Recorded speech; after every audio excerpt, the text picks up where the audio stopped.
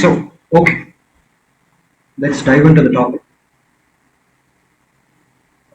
Yes, we can see today's topic is about a basic introduction to forensic analysis and its methods.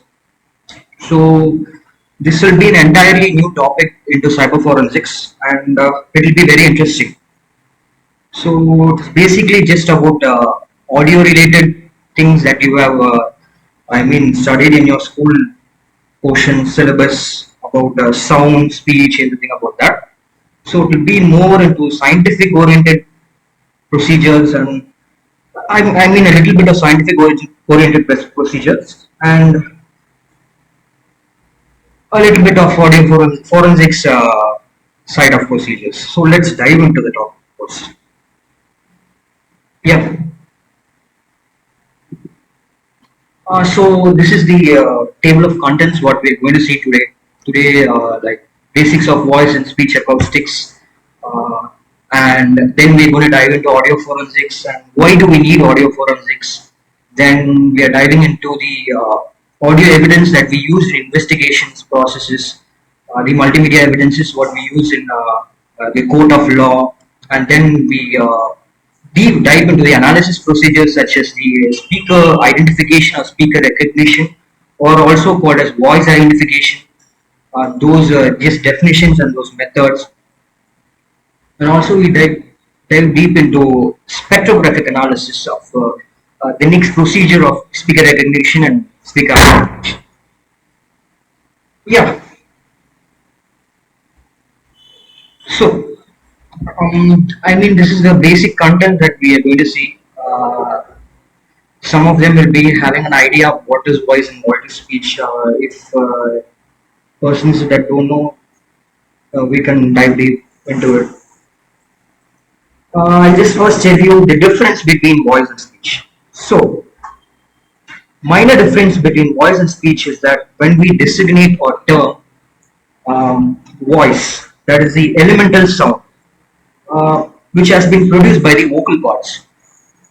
So that is the only sound production or the disturbance in the air molecules. So where air molecules is there, if any disturbance occurs in this particular production, through our vocal cords we produce sound.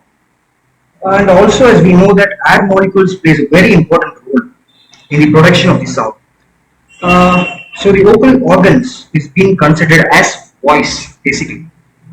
Whenever the sound is being manipulated or articulated in a more communicable aspect, more communicable aspect where you can express your ideas or your feelings or with one another, with an individual, with any other person, your friends, your relatives, uh, through some kind of emotion, that is called speech. Basically, this is the definition of the individual.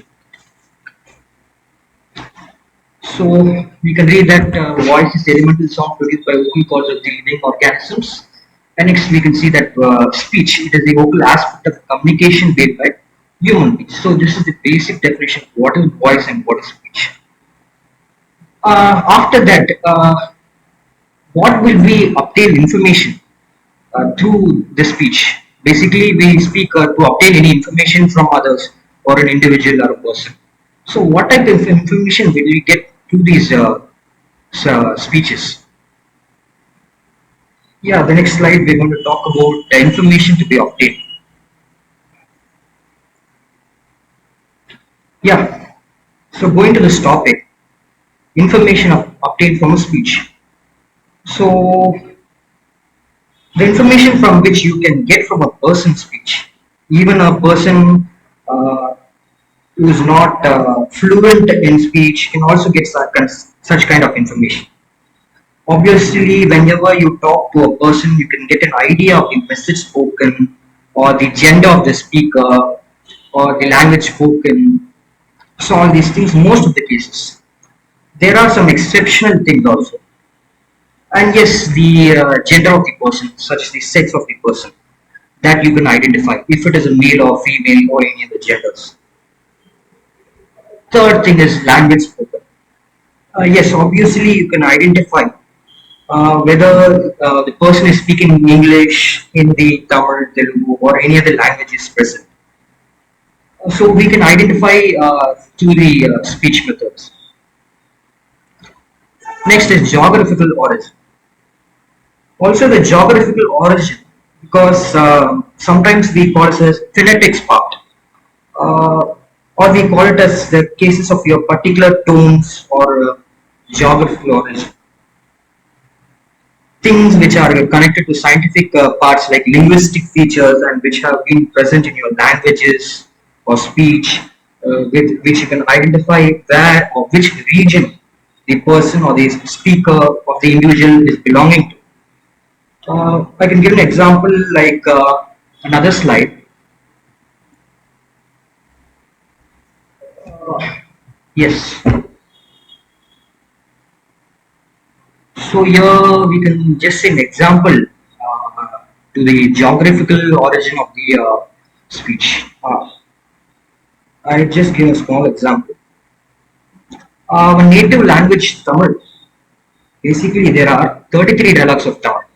I mean, in Tamil language, in each, I mean, in India, all languages have different dialects and slangs. I'm giving an example of Tamil here. There are 33 dialects of languages, if you can see properly.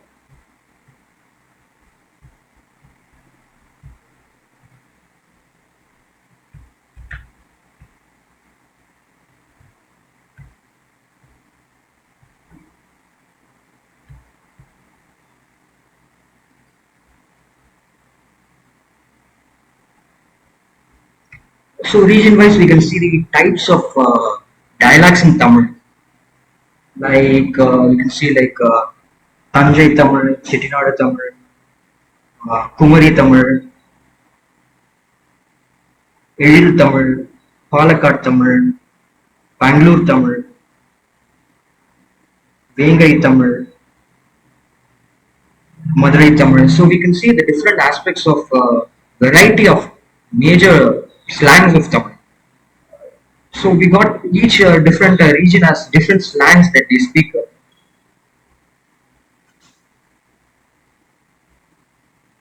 Nearly like 80% of the world Tamils live in the whole region, and with that much of dialogues, we can just locate that this person belongs to this person or a specific region of Tamil Nadu. We can identify these informations in these major dialogues. This dialogues applies to not only in I mean not only in Tamil Nadu, like in a lot of countries all over the world, because all over the world languages have different slangs and dialects.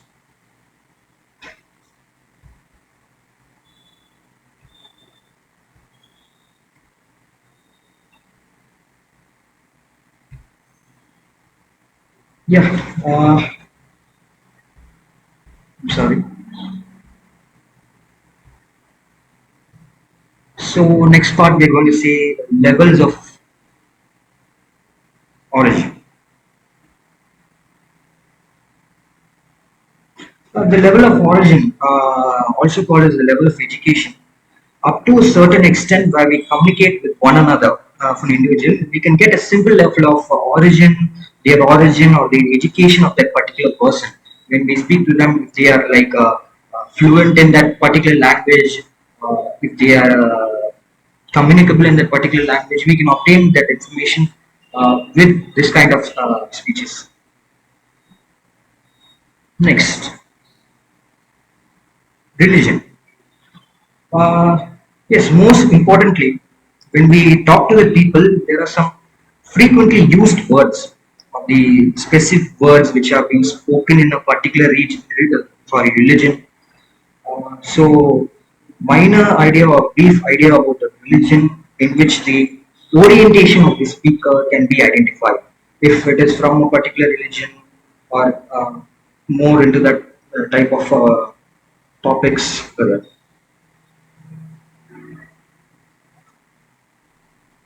Next, we are going through physical and emotional state. So, what kind of information can be obtained from physical and emotional state of procedure? So, physical and emotional state, I can give a very good example with this physical and emotional state.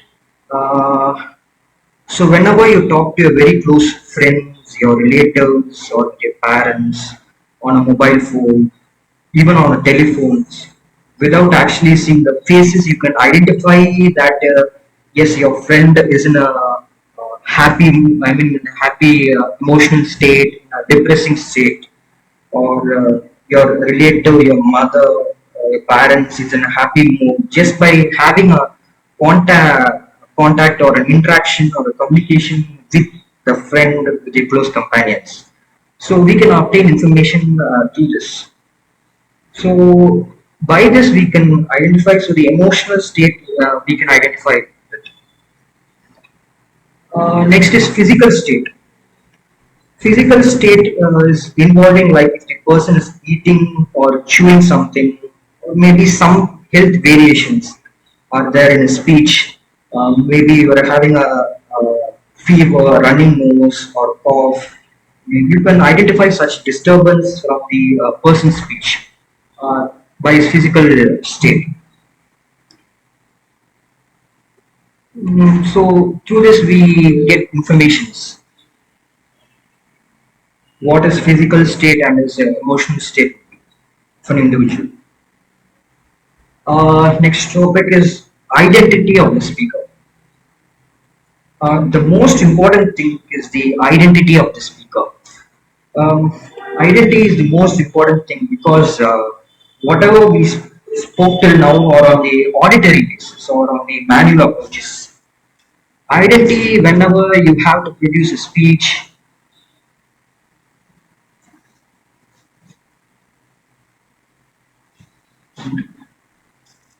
just a minute, of the speaker. Yes, yes. So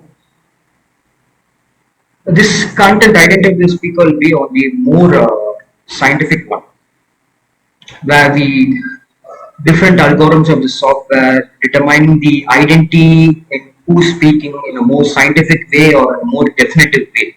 Through that, we can identify the particular voice specimen, the speaker, the individual through this. So we may be getting an idea of how information is obtained from speeches and what type of information we obtain and how we identify the speaker. I mean the person of an individual, his gender, his language, his origin, his level of education, his religion. Through this we get these types of information.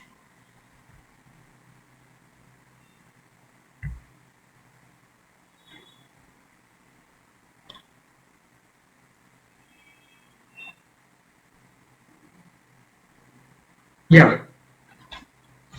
So after this, we are going into more scientific oriented topics. I think it will be more interesting. Distinctive in voice. So, yeah, we can see the production of speech here. So, voice is distinctive or unique, and voice is taken as a good parameter for personal identification, like to the fact that there is a particular phenomenon of the voice production. We basically see that the voice production, with the first one, we can see that is the respiratory organs.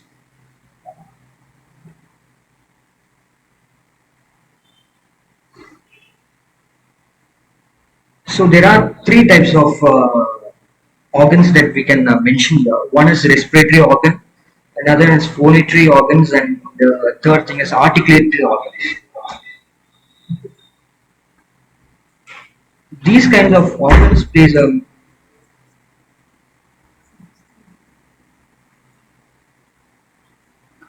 just a minute, just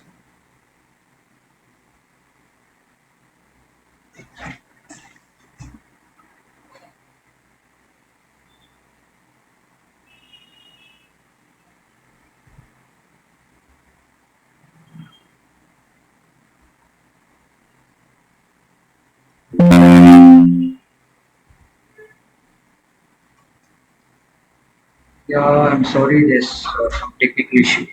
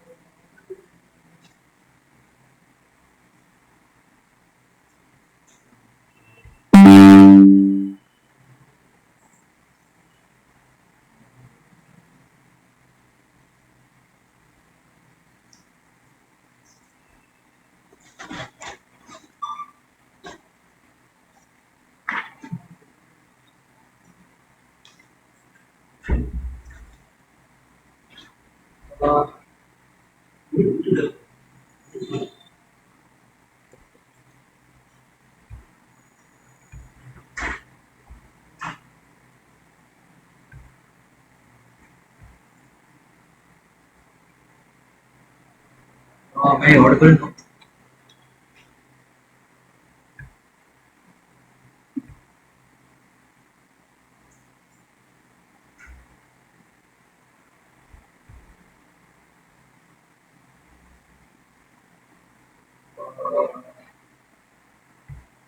Is the screen visible here? I mean, the topic is visible here.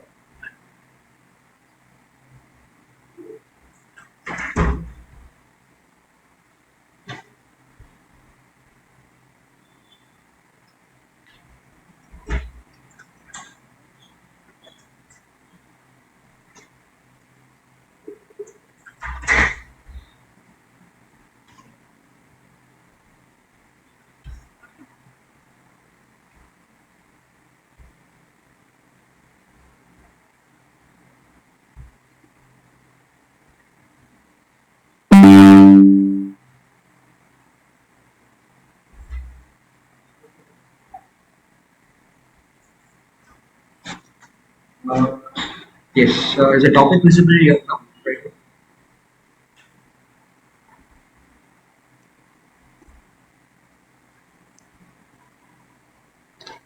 Yeah. So, shall we continue the presentation? Yeah. We can continue with this topic. The next topic, what we are going to see is distinctiveness in voice.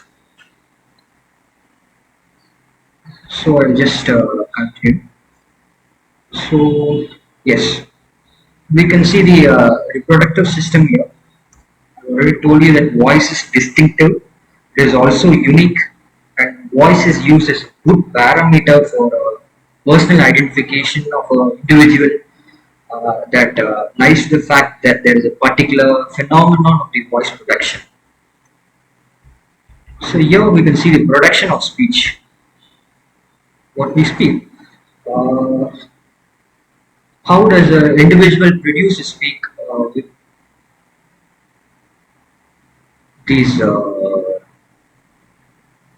productions? So the basic responsible function for production of speech. Uh, First, basically, the first one we should know that there are like three main organs that are responsible for a speech. That is the respiratory organs. Next is the phonatory organs, and the third one is the articulatory organs. These three kind of organs plays a major role in speech production and production of your voices and your sound, your speech. Most importantly, are the phonatory organs, your larynx. If you can see here, I'll just zoom it to you.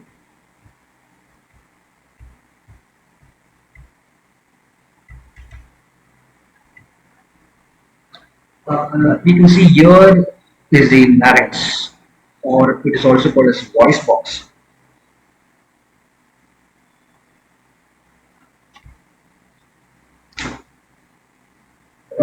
It contains, as you can see the diagram of the picture as pointed in the cursor, these contains lip-like structures which are called as vocal cords and vocal folds. You can see it. The most important thing is sound generation in this part, or the speech generation is that the disturbance in the air molecules from where the air has to come through our mouth and then it through the larynx or voice box.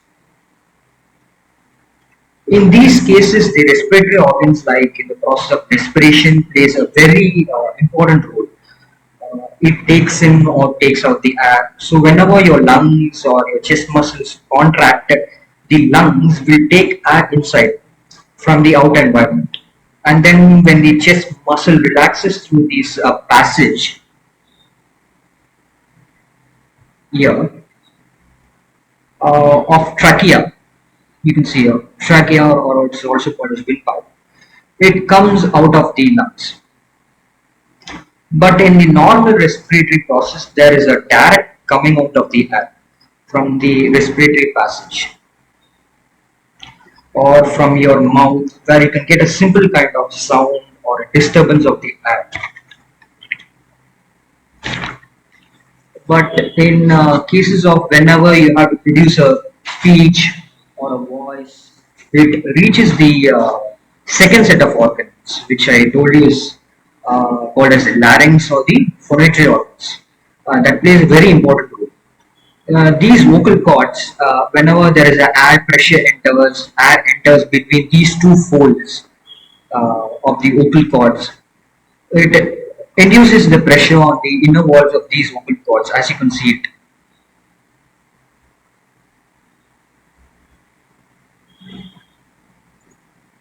These pressures is being also called as subglottal pressure. This air pressure vibrates these vocal cords, and which in turn induces the vibration in the air molecules, which are coming out from the lungs to the outer side.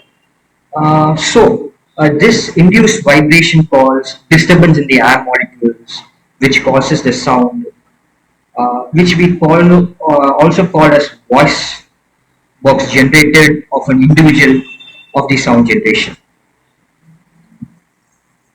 And then,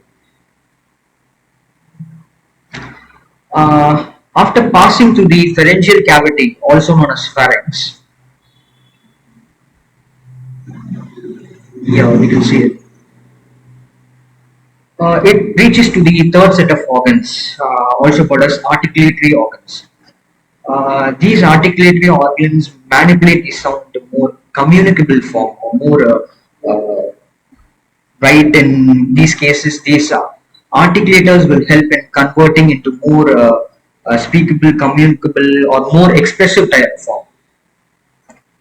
Like for example, if we produce a sound, we will not be able to get what exactly, what to say.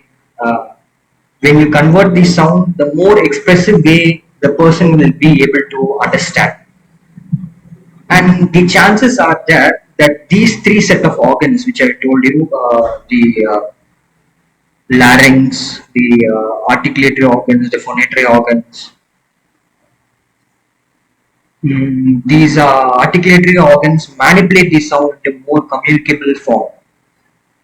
Right. In these cases, the articulators will help in converting into more expressive form also. And every individual organs are God gifted, importantly, and the chances that every organ or every individual works in the same manner as another individual is very, very rare. So, depending on your vocal tract length, the density of the vocal cords, and the vibration of the vocal cords, or maybe the function of the articulators that creates uh, individuality in the speech. I mean, a particular common individuality in the speech. The individuality in the speech of every individual. That is why the voice is being taken as a very important factor for identifying the person. Also, an important note is that a voice is not like, for example, I can tell you, like, is not like a fingerprint on our hands. It is not a logical thing that it remains same from a life to death type of situation. When you learn, you get your, I mean, when you are born, you get your fingerprints, but in cases of voice, it is being considered as a behavior characteristics. So behavior characteristics are the acquired skills which you learn from your environment while you're growing. And so, in your environment scenario, your parents, most importantly, your relatives, your companions, when you go to school, the type of education, the teachers, the way of communication with your friends, how your teachers communicate with one another. When you go more higher levels, all these plays a very important role in your learning process. So learning process will be different from individual that creates the individuality.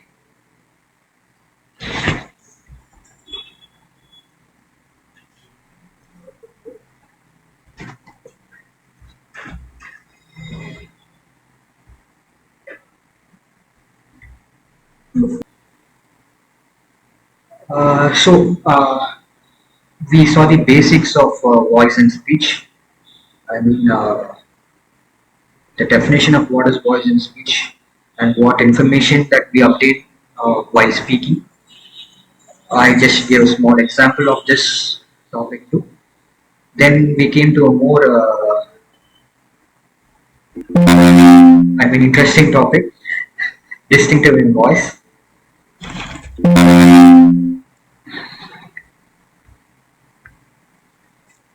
So next, this is just a,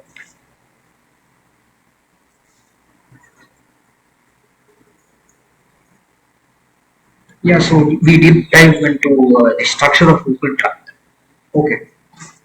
So we can see this model representation as a vocal tract, your glottis, your tongue, your lips, and this is your vibrating organ, your thing. Uh, this formation of your voice, the speech can be understood by a theory called source and filter theory. So let's not go deep into this theory because this is basically like more physics related, I mean science related concept, and it will be a little boring to understand. But I can tell you a very basic example of this diagram. So when you speak from one end, I mean we can see this diagram here. Just model this diagram. So when you speak from one end of an open tube, here, there will be an echo sound. Then you will get from another side. If somebody puts the ear on the other side, uh, you get a vibrating sound of your speech. So this is called a source and filter theory, which in short says that whatever output we received as a listener, it will be the combined effects of what the source is generating and what the medium is transmitting. I mean the vibrator medium is transmitting. These in these cases, our source, I mean our source is our vocal cords or a vocal tract, because this is the basic place and the first place where the sound generation takes place, and this particular tube where we see here, this particular long vibrator will be designated as your pharynx cavity, because whenever the sound is being generated from one end, it passes through this particular tube here. Your pharynx cavity or your neck is just like this particular tube. Also at the end we have the articular tubes. So whatever we get an output from this side will be the combined effect of what the source is generating, what the medium is being transmitting. So your voice is basically a complex wave having different kinds of harmonics, different kind of tones which are being generated throughout the process. That will be the output in which we receive. So this is all about the basics of voice and speech acoustics. That is more into the scientific side. Uh, there is more depth into this, but uh, I mean, so we don't want to go deep dive into this topic. So we just found out the basics of this, and we'll be more lenient about this topic.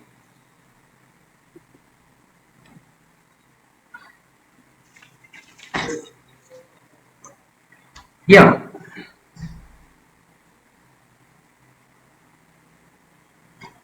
So yeah, the main query or your question would be why animals can't produce speech.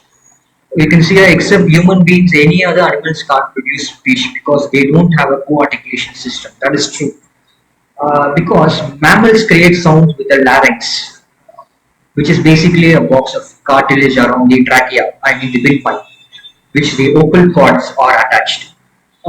Sounds are produced by exhaling these tensing the vocal cords, which causes them to vibrate. The sound that resonates throughout the mouth and nose and the precise shape of those cavities determine when what the animal actually sounds like. While human speech depends on our ability to actively manipulate the shape of our resonating cavities, while animals can't do such thing. They cannot manipulate the resonating cavities by moving the tongue and lips and opening or closing your nose passages. Other mammals cannot imitate it because their heads aren't shaped the way like human beings, and they don't have the necessary muscles to move their lips and tongues or nose like we do. But in exception, birds, however, birds use an almost completely different mechanism because they have like a smaller tube that goes to the lungs on each side. This means some birds can produce two different tones at one time, one from each bronchial tube. So all this allows a bird to produce much more complex sounds than a mammal larynx without the use of additional sound shaping structures in your head.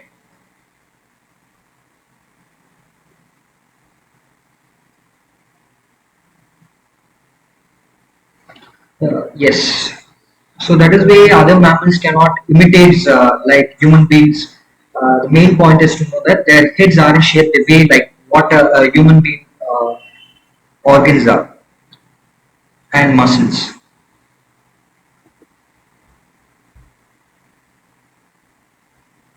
Yeah. So we are moving forward to the main topic.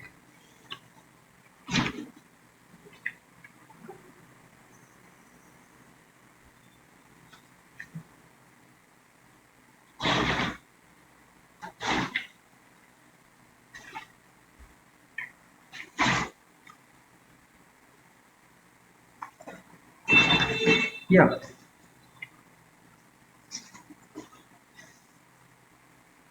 So, uh, we learned the basics of voice and speech, the information that is obtained, the main parts of the organs needed for voice generation production, and we also saw the structure of the vocal tract, how sound is produced in more scientific way.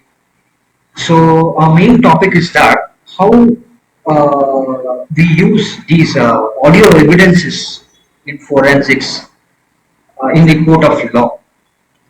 So we come into the topic of digital audio forensics. So what is audio forensics? Yes.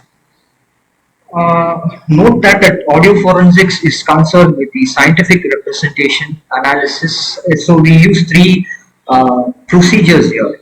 that is representation, analysis, and evaluation of audio recordings.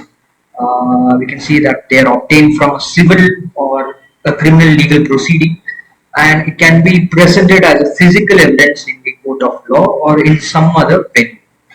Yeah. So, what we use three procedures here is that one is acquisition, analysis, and evaluation of sound recording. That is ultimately that is presented in an evidence in the court of law,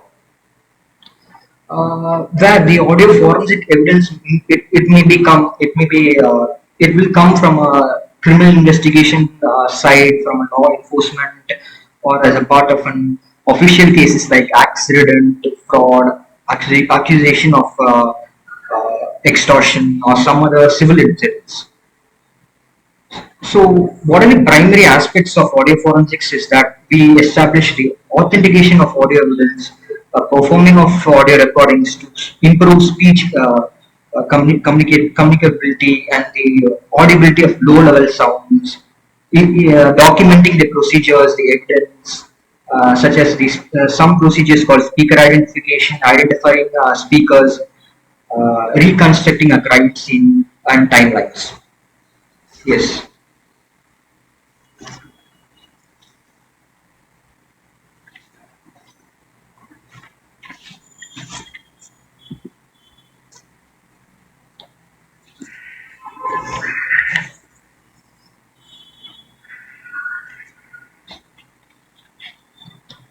Yeah. So, why do we need audio forensics? There are three main points to note here. The need for audio forensics. One point is that to identify whether the recorded audio under question is tampered, edited, altered, or not. Second point to note is that to enhance the quality of speech in that audio. And third point to note is that identify the speaker in the question audio. So these 3 points is the main points that we use. I mean, is a basic points that is needed for audio forensics.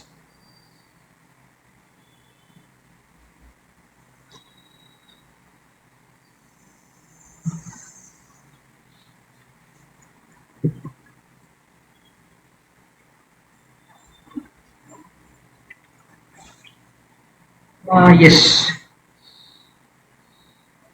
this is the analysis part of an audio video expert. What procedures they do when receiving the evidence, and what methods they use in investigations. So first thing we note here is that authenticity. Yes, it is also called as authentication process. I will show you another slide here. Yeah, we can read that the primary step for analysis of audio recording is to establish the authentication of the recording. What the forensic examiner does, he verifies if any alteration, such as addition, substitution, or deletion has been made to the recording. So, to explain this, the authentication process determines that the authenticity of the events that are represented, as well as the integrity of the recording, and ultimately whether or not the audio recording that we have has been tampered with, altered. In current age of digital audio, edits can be made and covered up very easily. There are some free versions of audio editing software such as Audacity, which are available online. That is used easily to make edits that can alter the events or conversations that are originally occurred on digital audio recordings. So, when one of the persons in a litigation believes that an audio recording is tampered or edited, and audio, what does an audio forensic expert do? He is brought into to investigate the recording. When the expert authenticates an audio recording, the first step is to establish a chain of custody. So, this is the process of authentication of audio recordings.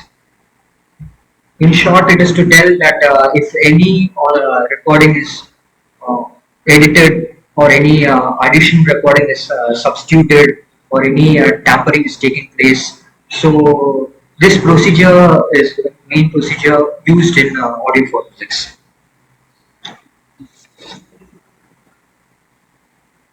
Yeah, the next analysis procedure is enhancement. Yeah,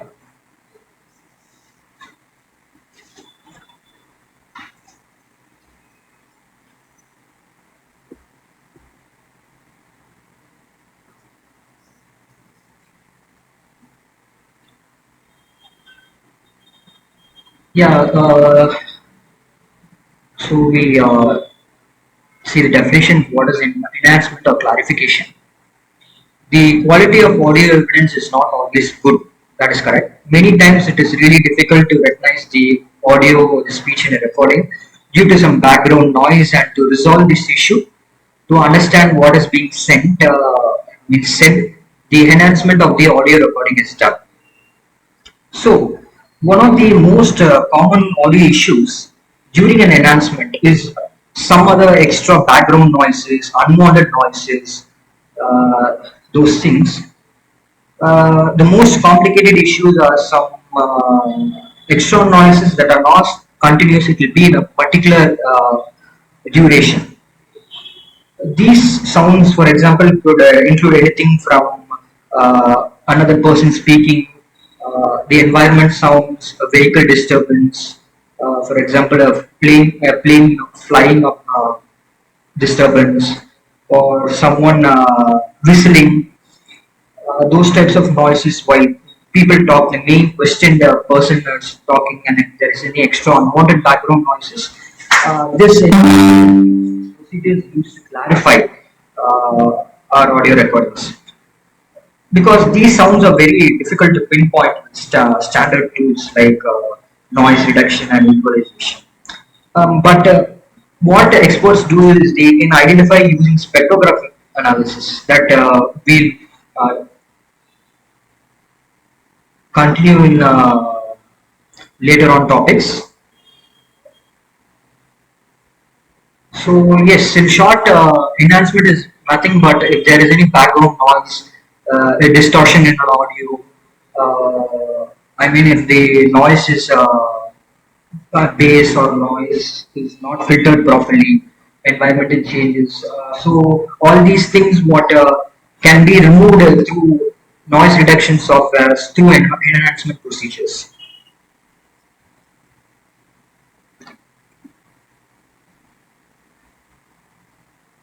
Yeah, and third topic is we're going to take about interpretation. Third procedure.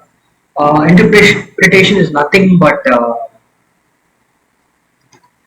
it is also called a speaker identification. It is also a main process that will be interesting. Speaker recognition, identifying the person of the audio sample that we received.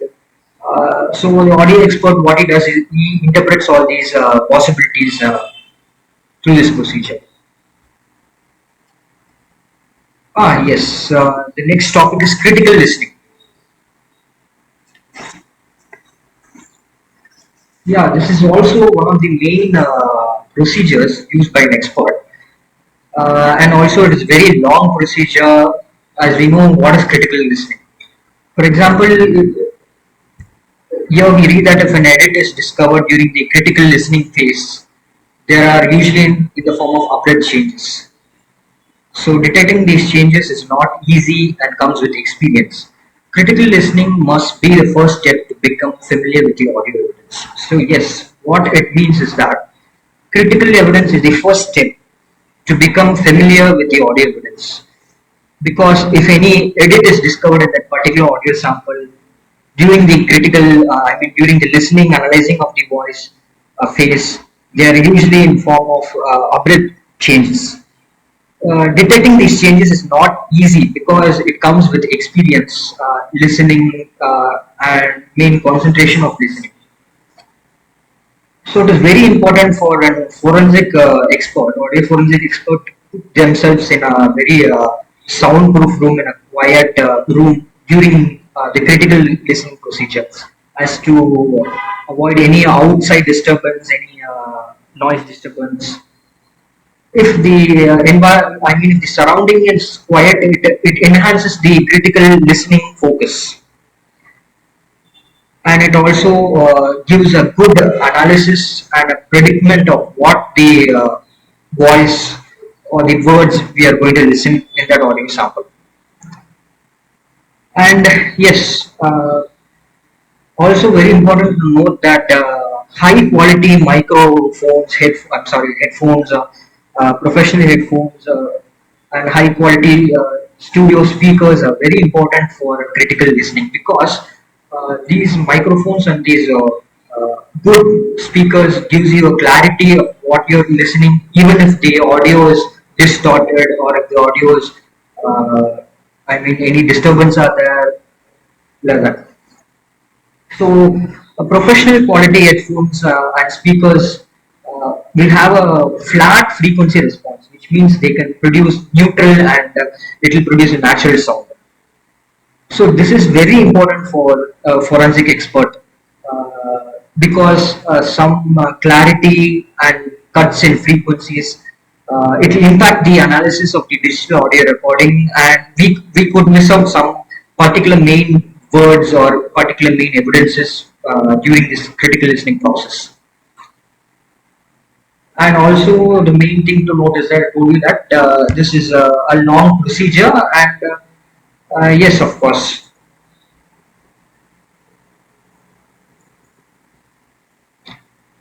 Yes, next is visual inspection.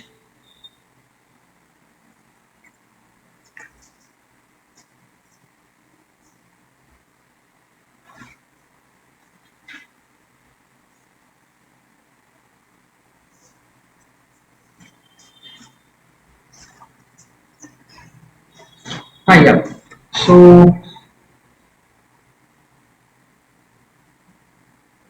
yes, visual inspection is also an important procedure after critical listening. Here we note that visually inspecting the audio waveform or spectrogram is the next step of authenticating the audio. Yes, so during this procedure, we enable the audio samples in a particular software where we visually inspect the spectrograms. These we call as spectrograms, if you can see properly. Uh, I'm sorry.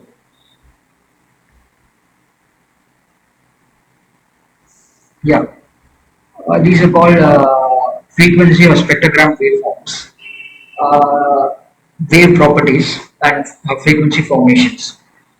So we can, using the audio forensic tools, we can analyze the particular formats or speeches, the words what we want to hear about. We can see the LPC frequency also here.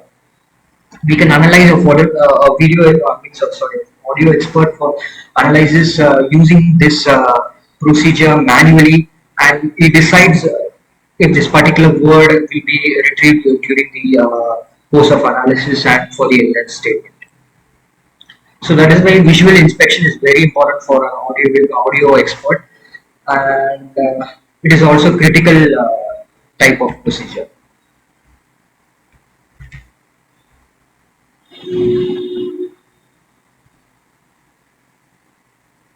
Yeah, and next is analyzing metadata.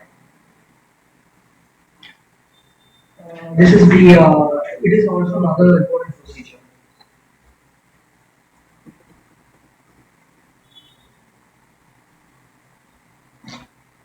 Yeah, so I told you that when we implement our audio recordings in the software, and when we visually inspect and analyze, uh, these audio recordings contain a metadata.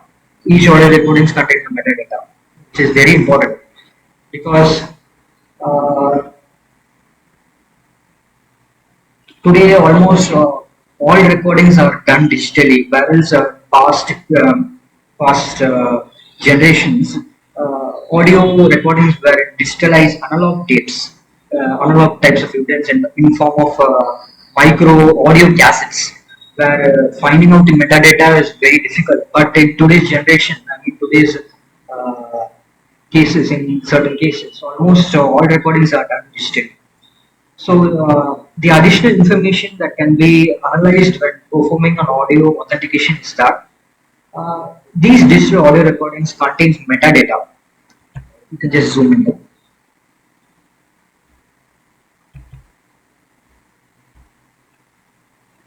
So we get a list of the particular file, audio file metadata.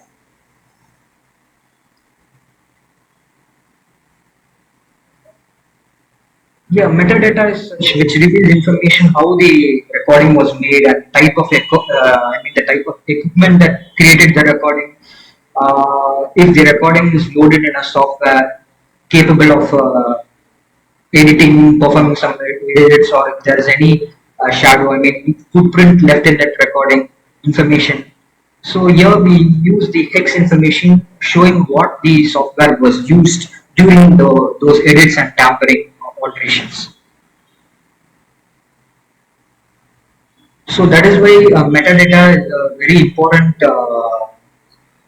procedure that we include during the final stages of a report. And yeah, what type of edits were made, what software was used, it will show in these uh, audio metadata, as you can see.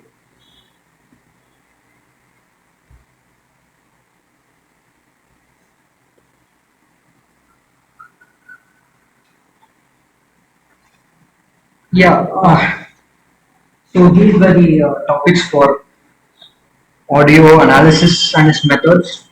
Now we come into audio evidence investigation. This is also an important procedure to note because from the first thing of when what the evidence we are getting and what we're going to give as a chain of custody and what we're going to retrieve and till the end of the report what we're going to give with the evidence that we analyze and at last how it is going to be proceeded in the court of law. Yeah, so first step what we do is after getting the evidence, after acquisition part of the evidence, that is done with the guidelines of the forensic guidelines, protocols, all these things.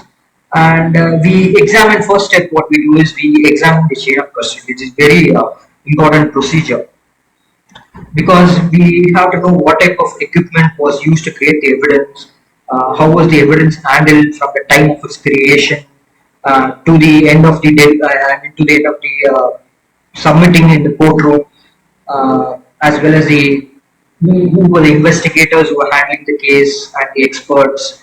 Is this the authenticated chain of custody documents and reports, or if it is a fake document, all these things. So another thing is that it strengthens the authenticity of the audio evidence. The chain of custody strengthens the authenticity of the audio evidence because if any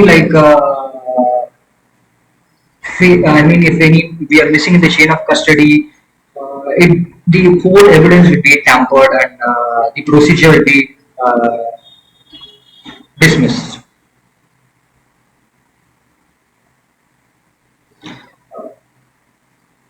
And if there is any inconsistencies, like anything is there, then the recording is determined to lack authenticity, its integrity, and at last, yes, totally what the audio expert worked for that particular evidence, everything will be not destroyed, everything will be rejected. The second step is establishing the chain of custody. If the expert is able to retrieve evidence from the original source, in most cases that will automatically create and establish an chain of custody, an authentic chain of custody, if it is done properly.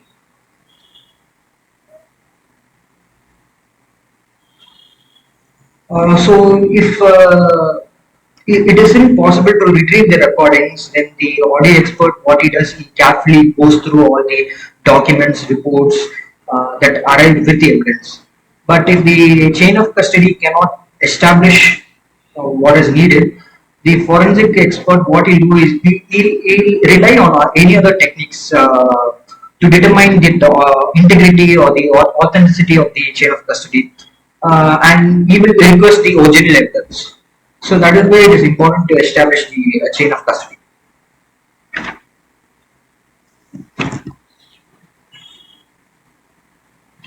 Yes, next is the request for originals. Yeah, this is also an important procedure and also a general rule. A forensic lab or an expert should always request the original recording before the handling of the evidence. I mean, the earliest generation available. And original recording is nothing but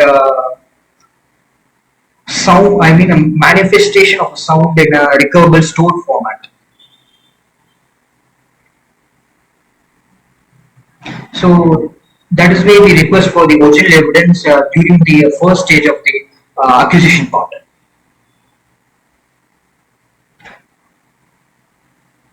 And next is retrieval methods. Yes, retrieval methods is also another procedure. Methods is nothing but after we analyzing the audio evidence, we give a forensic image of the original storage medium. We work out in that particular forensic image of the original file.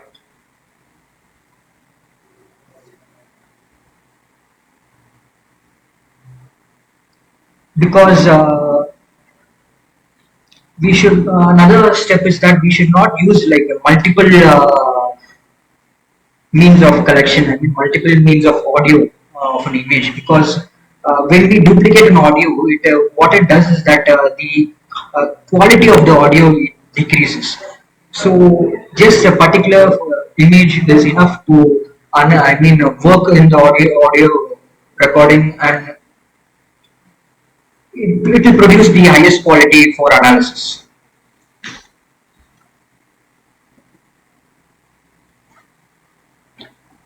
Yeah, these are some of the general rules for the purpose of analysis and examination. If you can see, you can just read it if is visible. So, like what environment, I mean, what interior is needed for the sake of audio video analysis, like, and what type of room do we need and equipments and for listening all these particular specimen recordings. So here it is like a proper type of soundproof room is also really needed for, and a good equipment must be needed to analyze these voice recordings. And the next thing what you see is high-end systems with well-connected internet facilities must be assigned. Yeah, that is normally a basic rule for audio video lab for the purpose of examination and analysis.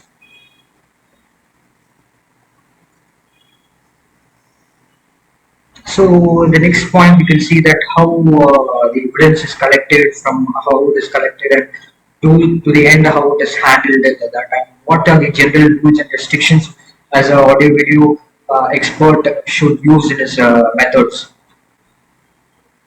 We can see that the samples from the scene of an offense must be collected and preserved by the person having sound knowledge. So the audio video expert should also be a good knowledgeable and expert in his particular field to have an idea of what he is doing and how he is going to analyze and how he is going to submit evidence in the court of law.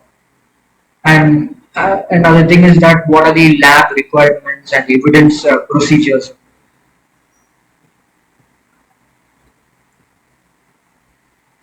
Yes, these part, if you can read this, most probably like all government organization, uh, government forensic audio video labs, these procedures are handled by the experts. Like, for example, by the law enforcement, if the investigating officer of that police station, he will give the sample with in a properly contained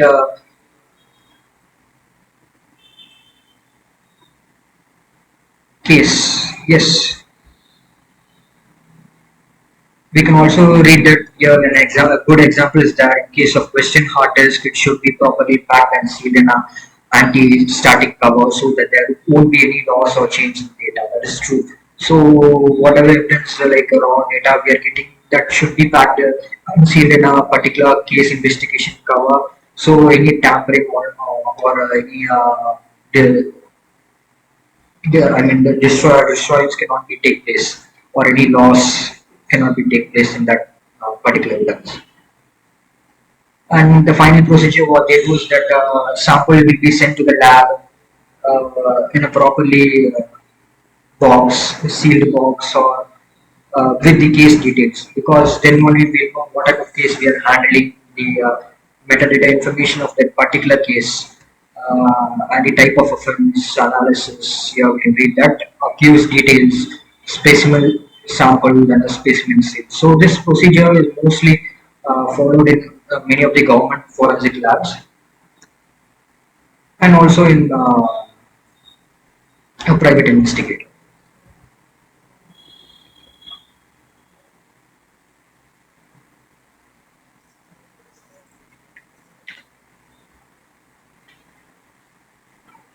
Yeah.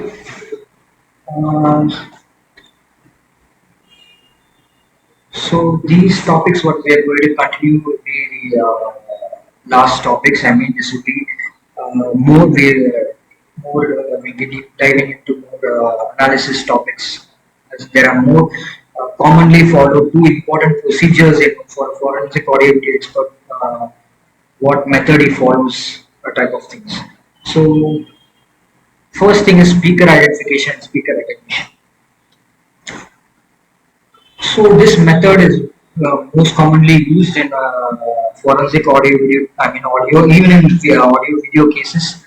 I'm sorry, not in video cases. Audio cases. In video cases, we also call it as authentication type of cases. While in audio cases, we have two basic procedures. One is speaker recognition, and another one is authentication, and through that we can analyze the spectrogram. We can see it.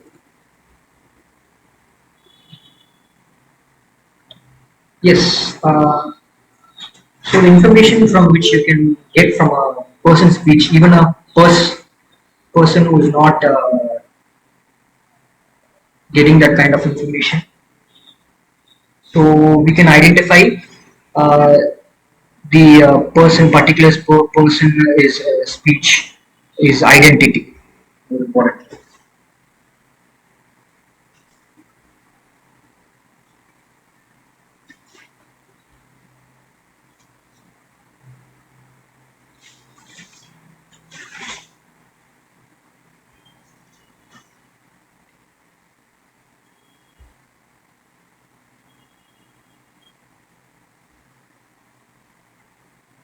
Yeah.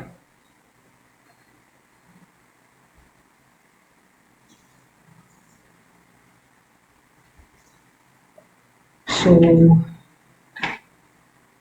yes, why is speaker identification needed? First things. So we read that the what is speaker identification? First is that the task of determining unknown speaker's identity. So speaker identification is it determines whether the speaker gives an information or who is the particular person we are going to identify. This procedure explains a lot of. So to identify whether actually the person is speaking or not, the forensic speaker recognition this plays a very important role. Why speaker recognition or speaker identification? Why it is required? Because why speaker recognition is basically receiving the cases like ransom calls, like of cases, kidnapping type of cases. There will be a ransom. For example, there will be a ransom call that the criminal will take an aid of the mobile phone, or can call the relative of the person that is kidnapped and ask for some unnatural favors, any favors he needs. So these kinds of things, because the person is not physically present on the scene of crime. So the voice, where he speaks, the voice plays an important role in finding that identity. Also, in the cases of blackmailing, threatening, corruption, most importantly, because this bribery and accepting the kickbacks, the corruption cases plays a major role in all countries in these scenarios. Hoax calls also they can be some fake calls or some problem type of calls which are coming to identify such kind of problem, to investigate such kind of problems. So that is why forensic speaker recognition and identification plays a very important role in this part. And also in current scenario for foreign, speaker identification is also used in day-to-day technology. For example, security and access control, where, for example, if we take Google Assistant or Alexa, where the speaker recognition or speaker identification is being done for the biometric purposes of a personal identification. For like instead of using a password or an ID, you can just use a voice to the AI, just like your fingerprint, where you unlock your phone, you can unlock through your voice recognition. So speaker identification and recognition also plays an important role in current generation of technologies.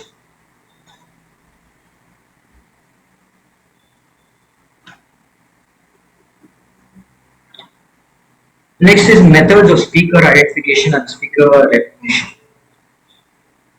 Yes. So first thing is we see that is auditory oral examination method. So what are the types of and the methods of speaker identification we use? The thing is, we some people make use of the word again and again. They use frequently use some words again and again in their conversation or in their speeches. This creates an individuality in the speaker. For example, uh, this will also be another auditory parameter because it is very good for the person identification or the person who is speaking. So we find out that if he is using any frequently used words, through that we analyze this auditory process.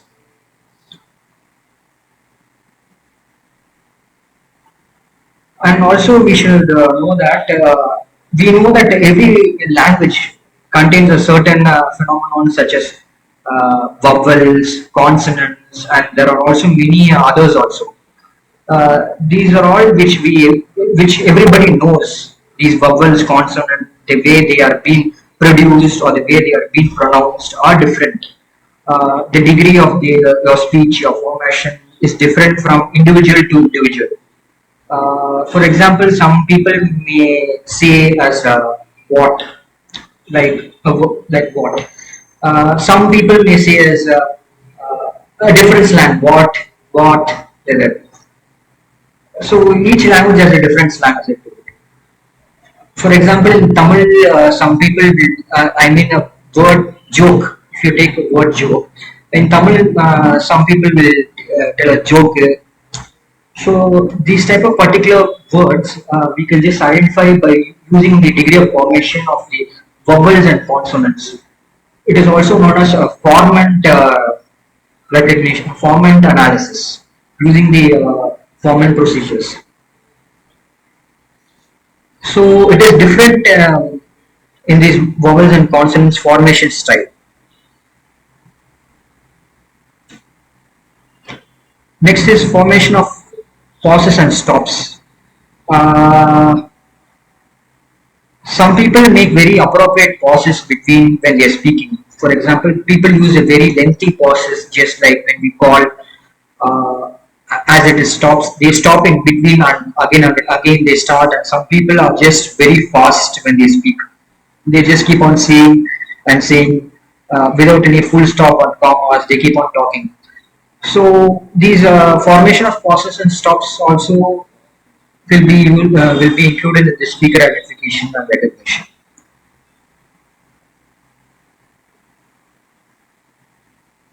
And also we can see one of the spectrographic visual analysis method. All these methods we can see. This is also a tool. You can just check it out. Computerized speech laboratory (CSL). It identifies the particular spectrogram uh, and LPC frequencies, waveforms, and all these properties we can identify using this particular tool, and it is also used by a lot of audio experts.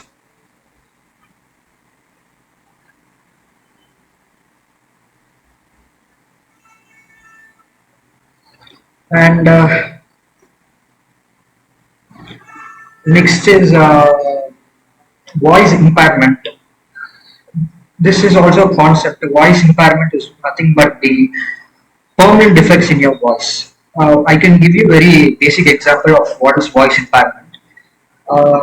Stammering or shutting, stammering. I mean, when you stammer when you speak, or if you stutter when you speak, is that when the person stammers, that has been uh, creating a voice impairment that also creates an individuality in the speaker. When he pauses and stops, when he shutters or when he stammers, you can identify that person, uh, like his total origin, his identification, we can identify. Another thing is that we have to know is that intensity and loudness. Some people have specific pattern of intensities or loudness. They speak normally whenever they want to emphasize a particular region. The loudness increases, that creates a very individual pattern of the loudness and the intensity levels in their speech. The individual which we can be very well judged by their speeches, and also by their human nature and the advantage of this auditory analysis, we can just recognize through their I mean intensity and their loudness of in their speaking way.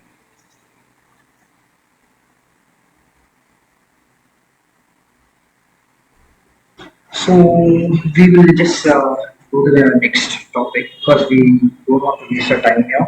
And in future we can just deep dive. I mean deep dive more into this topics. Yeah, and so here we can see the audio examination tools. What are the tools? Just generally just an example of tools here. There are a lot of tools too. So here you can see. Yeah, the tools such as bold wave, addition, tool edit,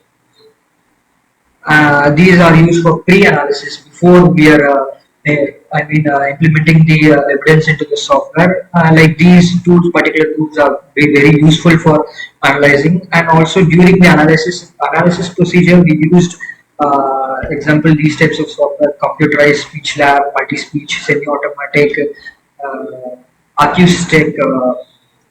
It is also a tool,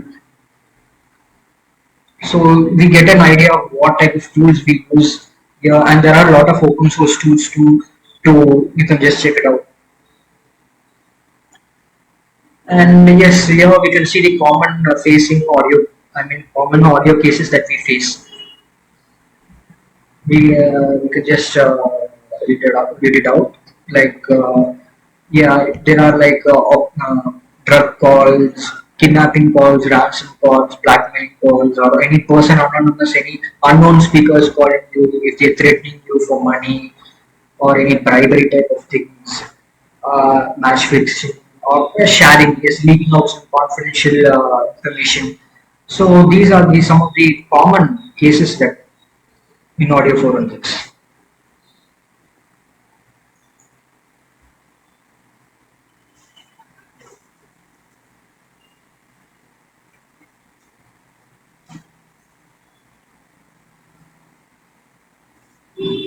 Next is spectrographic analysis.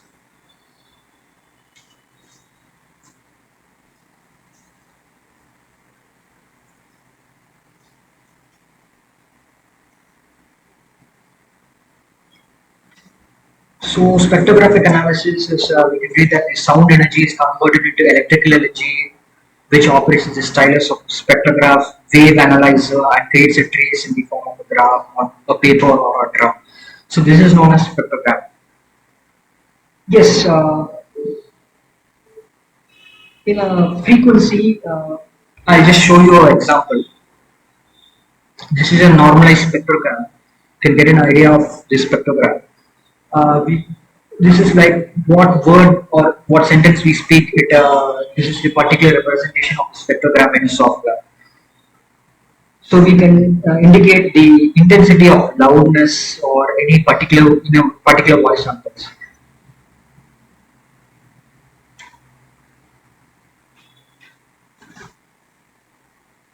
So the spectrographic analysis also give you the parameters like momental frequency. Momental frequency means it is a basic frequency. If any vibration is made by vocal cord per second, uh, there are like a lot of concepts coming into these topics. Then there are resonance frequencies or the harmonic frequencies in your pharyngeal cavity or your tube. Then there are form and patterns, which voice is energy called tubes or pre-tuned levels. As you know that speech is nothing but sound waves. So amplitude levels or the vibration levels can be identified through these tones and noises. And it also gives you transmitted characteristics of what intensity of your speaking.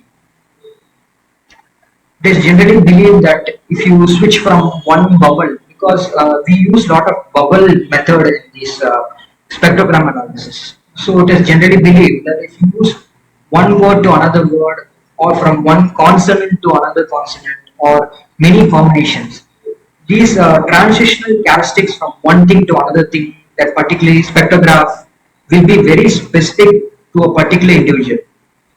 So the patterns need to be analyzed by spectrographic analysis.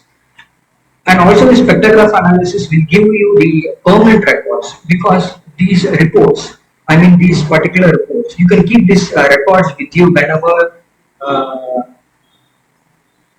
whenever you analyze the case. For example, in India, the problem is that the case, there will be a testimony during the procedure. So many scenarios are there. So it will also be helpful in brushing up your memories with the cases when the testimony, I mean the expert testimony comes.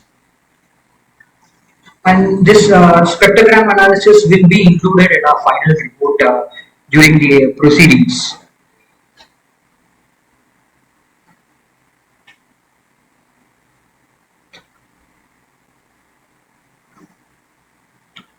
A small example.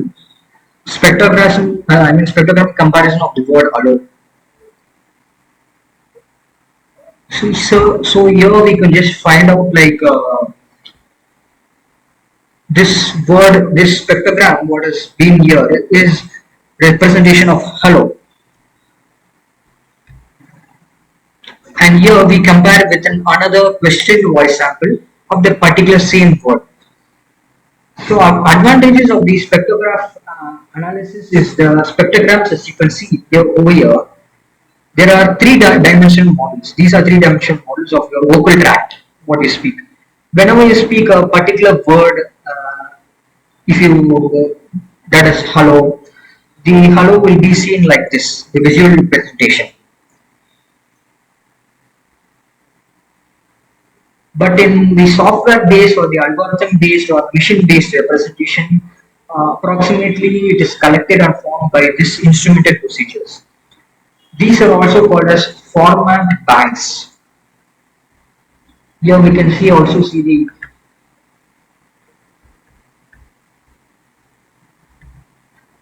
the bold representation shadowness here, and we can also see the light representation of the shadowness here. These darkness and lighter things, the spectrograms, contribute to the intensity and loudness of the levels. Where the black spectrogram, black shadow contributes, patterns show that these particular regions are louder, and the white patterns where they show that they are more less louder, and comparatively they are slow. So advantage of voice spectrogram is that they are three-dimensional models of your vocal tract. Three-dimensional means, so what is three-dimensional means? It gives the frequency, the time, the intensity of the same graph. Uh, these three signal models and visual representation will give you a more scientific approach and it gives you appropriate results which can be presented in the court of. So also this spectrogram comparison is included in your final report, and it will be submitted with your metadata information, with your chain of custody, and with what type of analyze we are doing, and it is directed to the testimony.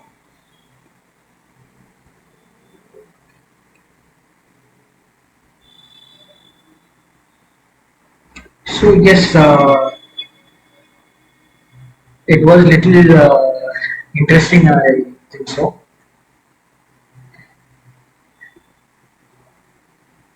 So yeah, these are the like basic definition of I mean the basic meaning of what is audio forensics and what procedures we use and basic concepts of speech and voice, and from the acquisition of evidence until to the court of law, what analysis procedures we do, and the final part of what report we generate, and this speaker identification actually is a very big process. This is just a basic definition. Maybe in future we may take another concept for speaker identification and authentication. We'll deep dive into that, and we may be getting a simple idea of what is audio forensics and why it is needed for forensics cases.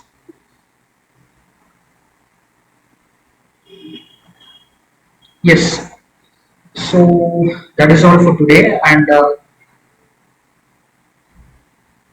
this is email support ID. If you want to check out any more other contents, you want to check out our YouTube channels. That if you want any feedbacks or anything, you can just check out these links.